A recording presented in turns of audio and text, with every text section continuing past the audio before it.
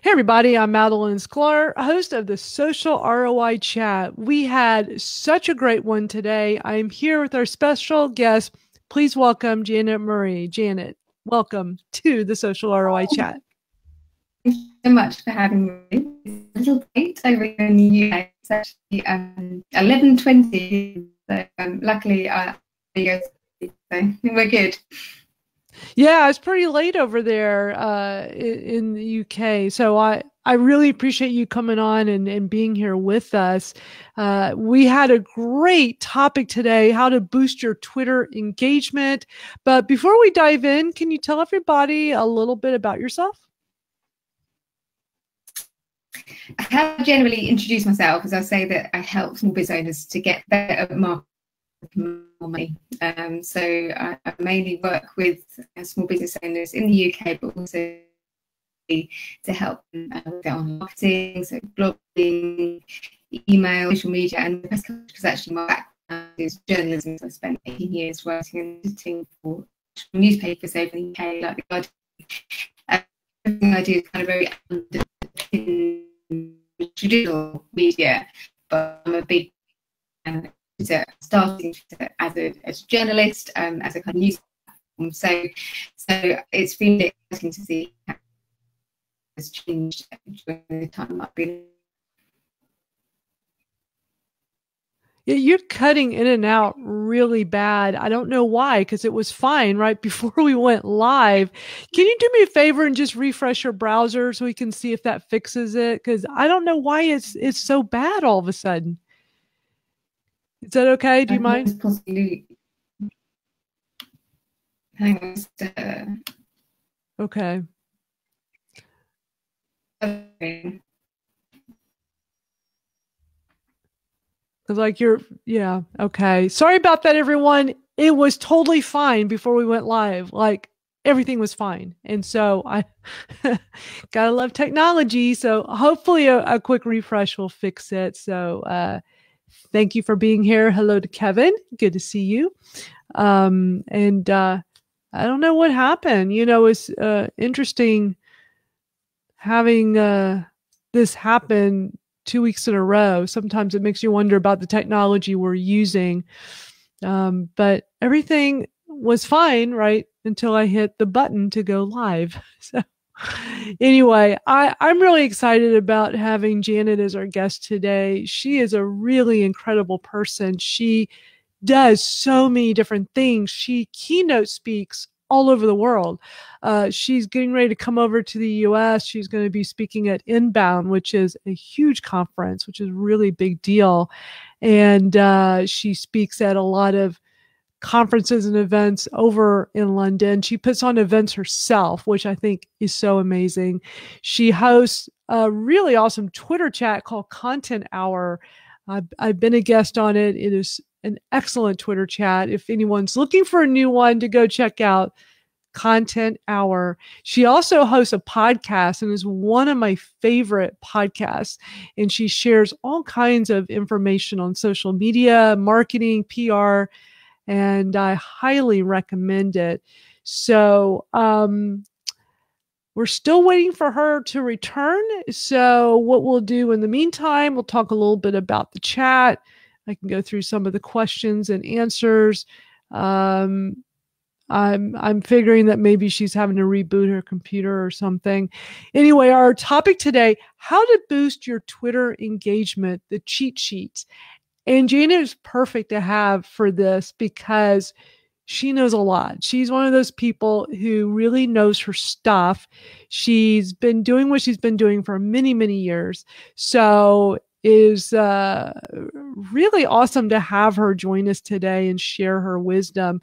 I see she's about to come back on, so we'll give her a second here. So here we go. Let me tap on the magic button to get her back in here. Hello. Is that any better? Yes, a lot better. Fantastic. Okay. Thank you for bearing with us on this. It's so interesting. Right before we went live, it was fine. So, gotta love technology. But thank you for working through it. So, can you start over and tell everybody a little bit about yourself? Yeah, so I generally tell people that I help small business owners get better at marketing so they can make more money. So I help them with blogging, with social media marketing, with email marketing, and also press, because my background is journalism content. So I've spent 18 years writing and editing for newspapers like The Guardian in the UK. So I actually started off on Twitter quite early on as a journalist, using it as a kind of news platform, a news gathering platform. So it's been really interesting to me to see how it's changed and how people are using it differently. Yeah, it really has evolved over the years, that's for sure. But I love all the features that have been added, and I mentioned Media Studio during the chat. I think that's one of the most underutilized, like this secret Twitter has. Are you familiar with Media Studio? Because not too many people know about it. No, it was new to me, so I learned something on the chat as well, which was great. It blows me away. It's been around for like 2 years, and it's a way to be able to use your photos and videos. It actually like stores them on a special page, and you can go back in and you can put metadata in it, which is awesome. And so basically can turn it into a Twitter card with like a headline and description. And then what I love about videos on there is you can put a call to action in, which is awesome. So it's like, wow, Twitter has this amazing feature, and like nobody knows about it. But there are some other great features. You talked about Twitter polls. I love your examples you showed during the chat. Those were great polls. Yeah, I mean, I'm a big fan of getting people engaged with fun content. I think just because we're running a business, it doesn't mean we have to talk business all the time. I do run polls that are related to business, so sometimes I will ask people about things like email marketing or social media marketing, but I shared on the chat my best performing tweet of, I think it was June, and I just posted something like, the thing about Toblerone is, if someone brings me one back from the airport, I would never ever buy one, but if somebody brings me one back from the airport, I just can't stop thinking about it. It's the most desirable thing in the world. And I just got so much engagement on that post, because I think for me, social media engagement is all about just how can we get people to talk about themselves? Because we all love talking about ourselves. We all love giving our opinions. We all love telling our own stories. So on Twitter, where obviously you've got a shorter word count or character count, it can be more challenging, but obviously polls and questions are a brilliant way to do that. And I pretty much do, I mean, when I'm kind of on fire with it, I pretty much do a poll or a question every single day, and I get so much more engagement. I don't always ask about business. I often just ask about random things that have kind of come into my head. Like I did one once about, do you say niche or niche, for example? I could work out how many US followers and how many UK followers I had. It was mainly niche. People voted niche. Sorry. Yeah. That is so cool. So different, to just be personable, right? Yeah, I mean, I think at the end of the day, people like to do business with people. They like to know a little bit about the person behind the business. And I think the best way to make business relationships is just to get to know people. I mean, we all know if you go to a networking event, an in-person networking event, the worst thing you could do is just walk up to somebody and start selling to them. But people do that on Twitter. They do that on social media. The best thing you can do at an in-person networking event is just talk to people, ask them where they live, ask them what they're interested in, ask them what films they like or where they like to go on holiday, and I think you can reproduce all of that on social media and you just get a much better return on investment.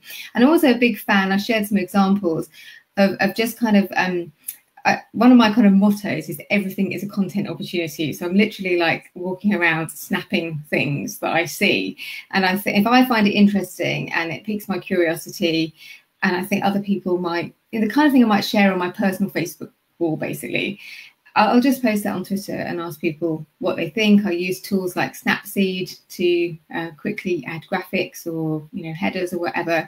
And I guess I could probably use Twitter Media Studio for that kind of thing as well. But yeah, it gets just so much more engagement than any of my scheduled tweets. I still do the scheduled tweets, but the live stuff just does much better. Yeah, that's awesome. And during the chat, you even made a comment, and you have a podcast. I have a podcast. Kevin Garber here has a podcast. You said to not promote the podcast, but actually like just ask a question on the topic of that. Can you talk a little bit about that? Because that was really interesting to me. Yeah, I do a lot of this on social media. So obviously I do the kind of I use Smarter Queue at the moment to queue up posts about my podcasts and to have kind of things stored. I know that's been a challenge recently. So I do the kind of, lined up tweets, whatever. But so for example, my podcast today is about meetups and how you can use meetups to make more sales in your business. So rather than just say, hey, here's my latest podcast on meetups, what I would tend to do is ask people a question, just say, a poll, do you run meetups in your business? I do it on Instagram as well. What would put you off running your own meetup, something like that? So basically just get people to tell you about their experiences of meetups, or have they ever run one? Have they ever thought about running one? And then you can just slip in your link and say, oh, by the way, if you want to know more about this, I've just published a podcast on this. And, even things like I run a Twitter chat on a Monday evening. So it's Monday UK time, 9 p.m. And I always try and create that theme around the podcast episode that I've got coming out the following day. So we publish it early on a Monday evening, so that when people are kind of asking questions and they're getting interested in the topic, say, oh, by the way, it's so funny you should mention that. It's a bit of a joke now. So it's so funny you should mention that, or you should talk about that. That is great. And I think that's the thing. And, I think I try and think about it like, I think there's so much broadcasting, and I think we're all fed up of broadcasting. We're fed up of just seeing endless Facebook posts about, our latest podcast or blog or whatever. So I think we have to be creative about how we can actually get people interested, and then give them the link afterwards. That's always my approach, is, can I share something interesting? Can I get a conversation going about it? And then say, oh, and by the way, just so happens I have the perfect piece of content for you. And that way I feel you're giving your content to qualified leads, to people who actually want it. You're not just blasting it out to everybody, if that kind of makes sense. Absolutely. That is so great. I love that. I mean, it's all in the way you present yourself. And instead of being that slick used car salesman type of person, which, when we were younger, that was how you thought of a salesperson, right? It was this slick used car salesman, and they use these tactics. Whereas today we look at sales in a completely different way. It's know, like, and trust. It's that simple. Yeah, exactly. It's about building relationships. And I don't think, we all know the marketing stats that most people need 7 or 8 touch points before they buy. Even if you try and sell them a podcast episode the first time that you get chatting to them, I think that can feel a bit too much. And particularly, it might be different for a US audience, but a lot of my followers are British, and British were particularly prickly about people trying to sell things to us. Yeah. So I think some of the things that I've learned about social media engagement have been actually about the fact of dealing with a lot of Brits who can be quite prickly. So you have to be kind of quite creative in how you actually. So I think get people talking about the topic, get their interest, and then go and actually deliver it to them and say, by the way, I've got this great piece of content. And they're usually really, really grateful, because they've got the problem that you can solve with that content. Exactly. Love it. I want to point out that Laura says that she is streaming this to her class of students. So hi to all the students. We appreciate you guys watching us. They were on the chat. I saw that we had students there. That was so cool. So we welcome you guys anytime to come hang out with us on the chat. Also, the social media artists made a comment that when we were talking about, all this stuff with social media, you never know who you can meet, and that she met the Black TCK, I don't know who that is, I'm sorry, over 2 years ago through a Facebook group, and ended up working together. That is so cool. Like, it is so amazing how, to me, that you can meet people through social, any of these social media channels that can lead to things, right? I mean, it's just amazing. Yeah, and I think it's often when you're least looking for it. You just get onto something like a Twitter chat, and you start having a conversation with somebody. You realise you've got some kind of shared interest, something in common. And I think the key is just to kind of treat that as a relationship, and just get to know the person like you would do in person, and see where it goes from there, and not jump in and try to sell. Absolutely. Since we don't have a whole lot of time, and I know it's late there, and I appreciate you. I mean, gosh, it's so much later there, so I appreciate you hanging in with us. I want to just focus, I guess, just on like two questions, real quickly here, real briefly. And it was really just the last two. So question number 6, participating in Twitter chats. We all know that's an effective way of growing your Twitter account. Can you talk about your top 3 tips for getting the most out of Twitter chats? Yes, so trying to remember what they were now. So my my first tip is to be consistent. So I run content hour on a Monday evening, so it's 9 p.m. BST in the UK. PST, that's right, isn't it? And so earlier for you. And I get people who just turn up occasionally. And I think to really get the most out of a Twitter chat, you need to be like a weekly person. So Tim from Stone Press, who's on your chat tonight, like he's a regular, he turns up regularly, so people get to know him, they get to know what he does, and they know his humor, they know the kind of content he likes to share, and I think that's really great. So the first thing would be frequency. I always suggest that actually, if you know what the topic's going to be, and usually you do, then see if you've got some suitable blog posts or podcasts, if you've actually got any content of your own. What you really want to do in all of these situations is send people back to your home, don't you? You want to send people back to your website, and so, you know, without again being pushy. But if someone asks a question about Twitter tools and you've got a great blog about that, I did it tonight. I shared some of my blog posts in response to the questions that you asked. Then if you've got those lined up, if you've got the links at the ready, then that means you can share it in a way that doesn't feel like you're being pushy or selly. But, you know, I think that's a really great thing to do. But also other people's content, and people just love, the thing I love about Twitter chats is people just love sharing tips, don't they, about apps that they're using, resources that they're using.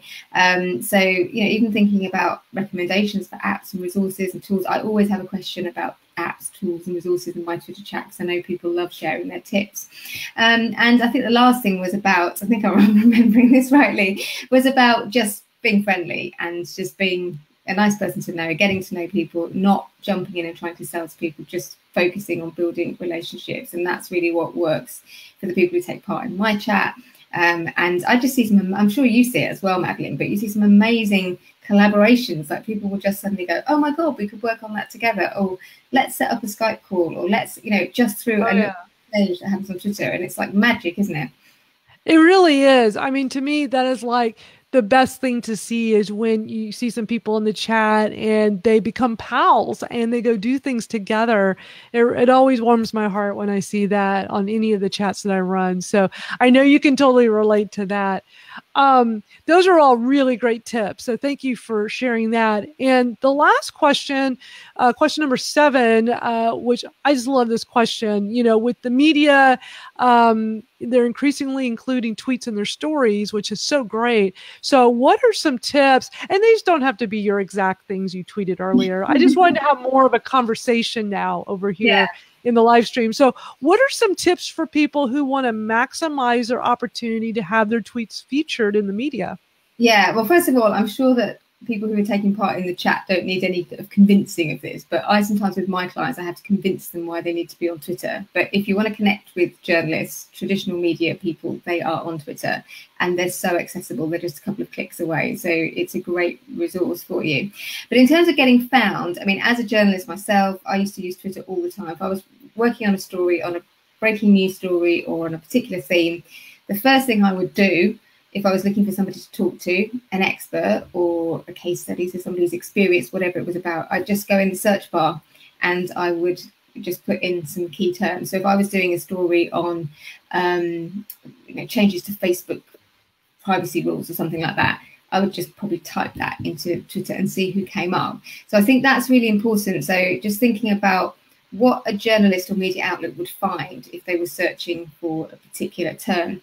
So thinking about your bio and just making sure that it's, I mean, a lot of small business owners, they write the most ridiculous things on their bios, which, you know, some kind of like, they sure do, like consultant in, I don't know, networking, high worth, promotional bar, you know, and actually a journalist, we're very simple people. That's always say journalists. And we just want to know what it is that you do and who you help. So that's really useful. Having a phone number, just realizing that journalists are not 9-to-5 outlets 24/7. If you can be that person that they can get at 11:40 p.m. on a Tuesday night, it's Tuesday, isn't it? And you know, that's going to make you more valuable.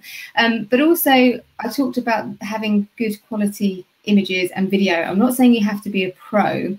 And actually, I see in the UK, like the BBC will use quite kind of like, you know, rough and ready footage or photographs. But if you're a journalist and you've got a choice between using a, you know, kind of photograph which is a bit kind of wonky and a bit of footage that's a bit kind of like, you know, shaky or whatever, and somebody's content that's actually really good, and you know, it's a nice photograph or it's a nice steady piece of video. So I would suggest investing, because it's good for your business anyway, like invest in an iPhone photography course, or invest in and journalists are searching, but don't wait for them to find you. If there's a breaking news story and you feel like, actually, I've really got something that I could say about this, I think I could help with this, go and find CNN, or go and find that journalist on CNN, or go and find, I'm trying to think of it, you know, in our case it would be the BBC, go and find that person and just say, if you're doing anything on this story, I can help. And that's the magic thing about Twitter. They literally are just a tweet away. I'd always suggest, like anything else, if you can warm people up, so having Twitter lists of journalists, media outlets that you'd love to be featured in, and just doing a little bit of gentle stalking. So, you know, spending 5 minutes just maybe retweeting their content, starting to chat to them. Then if a breaking news story does come, you think you can help, then you're not going to be a stranger. They're going to think, oh yeah, I recognise Madalyn, she's tweeted me before. But actually, there's no reason why anyone can't just, you know, if you see a story that's everybody's talking about on Twitter. But I also mentioned this in the chat, is that journalists love first. So if you can be the first person on the scene, I always think, it's an awful thing, but I always think if I was in some kind of involved in some awful disaster or something, I always think that I would be thinking to myself, I'm the first person, you know, I'm the first person here who's probably going to have the presence of mind to take some pictures or some video, and I hope I would have the presence of mind to call somebody like the BBC or to put it on Twitter or whatever, so that people would find that content and people would get to know what was happening in that area or whatever. I'm not suggesting that you be intrusive or anything like that, but if you're at an event or you're somewhere where something interesting happens, then if you've got footage, you can get it straight up on Twitter and it's good quality, and the journalists are going to be interested.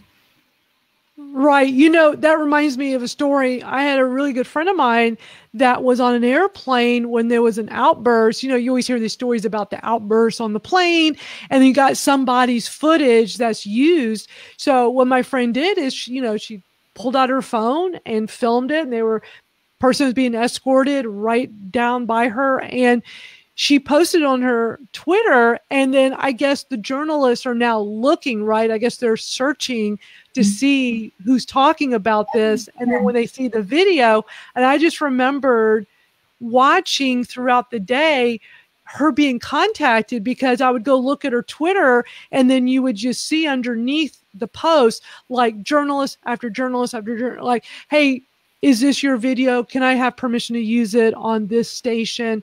And I was like, whoa, like, because she was apparently the first to record it and post it. So it ended up being on national news here. So, which was wild. You might think to yourself, well, what's that got to do with my business? You know, like there was an outbreak. Right. But actually, you're making a connection with a news outlet. And if you let them have your video for that, then when you've got something that you maybe want to talk about, then or maybe you want to appear on the show talking about something else, you're basically making a really hot lead, you know, a really hot contact on a media outlet. I remember Chris Ducker telling me that when he was based in the Philippines, he just moved back to the UK, and there was, I think it was a big flood or a storm or something like that, and journalists were just, you know, just looking for people in the Philippines who could give eyewitness accounts of what was going on. So they just found Chris, they saw he was a businessman in the Philippines, and they just got in touch with him on Twitter, and he ended up being on several TV stations. And they're obviously great contacts that you can make. I always take any opportunity to be on TV or radio, even if it's not strictly related to what I do, because I'll take that opportunity to say to the film crew or the producer, so if I had a story about, you know, something that was a bit more related to my business, how would I get in touch? Like, how would you like me to pitch you? And often those conversations are so valuable, so it's definitely worth doing. Yeah, and this is when having a really, really good bio is important. Yeah, definitely. Yeah, and just being really clear, as I say, journalists, they're often in a hurry. And if they get to your bio and it doesn't really make sense what you do, then they'll just skip on to the next person. But if it's really clear what you do, clear contact details. The other thing as well is that So somebody might say that they're a Facebook expert or something like that, and some big story breaks about Mark Zuckerberg or something, and but then when they go to your account, you're not actually tweeting about it. You might say you're a Facebook expert, but you're not actually anything. So one of my clients, actually, she's an expert on she's a relocation expert based in Copenhagen, and she gets contacted when there's a story to do with Denmark, Copenhagen, whatever. She gets contacted quite a lot, because journalists will be searching on Twitter and they find her straight away. And it's not, she doesn't just say that she's a relocation expert in her bio, but they look down her feed. She's actually sharing her own content. She's sharing other people's content. You can tell she's an expert on Copenhagen and Denmark. So she immediately becomes these, the BBC flew somebody out from BBC Scotland to interview her and do a whole radio show with her, because she, on her social media, she is like the expert, and she's walking the talk. She's not just saying, I'm an expert in this. It comes through all her content. And I think that's really important as well. As a journalist, when it comes to writing things as well, when it comes to putting people on TV and radio, obviously what you're looking for is video, ideally, or audio, just to check that you're not going to put them on TV and they're going to fall apart. So it doesn't have to be like professional footage, but if there's a little bit of video of you talking, go, okay, they look all right, they look like they won't fall to pieces. When it comes to writing, generally a journalist will probably want to interview you, want to talk to you, but I've been editing, and if somebody gets in touch and they want to write something, what you're looking for is, I don't want to have to spend hours editing this thing. So can they string a sentence together? Is their copy nice and tight and well written? I don't mind if stylistically it's not on point, but I really don't want to have to kind of video. So also just being aware that journalists might check out your blog, your website, they might see what other content that you're producing as well. So just kind of, just thinking all these things through really helps. Excellent. This is all such great advice you've been sharing today. I really appreciate this so much, Janet. You're just a wealth of information. Oh, thank you so much for having me. It's really fun to get to talk about it, and I love the chat. It was really good fun. Yeah.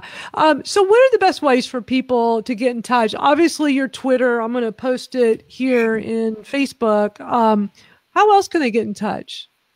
So my website, janetmurray.co.uk. I don't know if I should be talking about other platforms other than Twitter, but I'm also on Instagram, Jan Murray UK.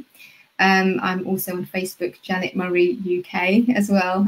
But my website's a good place to start if you want to get in touch with me. Awesome. This has just been wonderful. Thank you so much, Janet. Really appreciate it. It's great to take part. So thanks for asking me. And thank you, everybody, for watching. We'll be back next week with another great chat. So until then, we'll just see you out on Twitter. Bye, everybody.